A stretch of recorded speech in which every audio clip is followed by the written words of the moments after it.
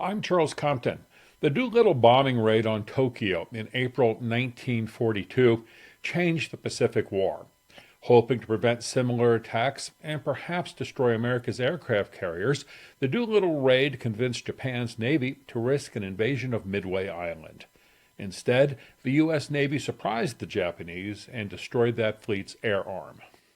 For decades, the Doolittle Raiders gathered for reunions, preserving the memory of their lost comrades and the history of World War II. In 1992, the Raiders gathered in Pendleton, Oregon.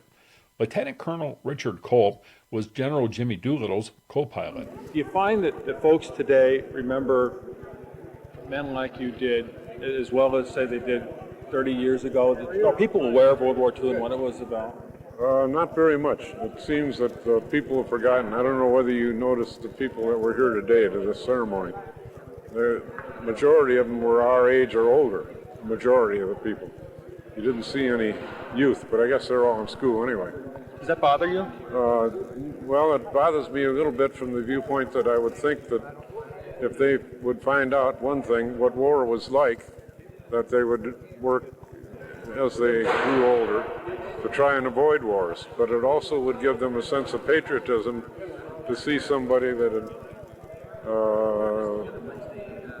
done a job and done it right in order to fight for the freedoms that we have in this country. Do you think the country is changed that much, though? I mean, it's hard. No, I live in San Antonio, in Lackland Air Force Base. There is the Air Force Recruit Training Center for all people that come into the Air Force. And I'm pleased with the caliber of the young people I see. When I read a paper or see a TV clip of some kind, all I see is the bad stuff. I don't see any of the good. And some of these kids are terrific. Or the majority, not some, the majority are terrific, going to be good citizens. Do you find yourself having to have to essentially tell folks what you were fighting for?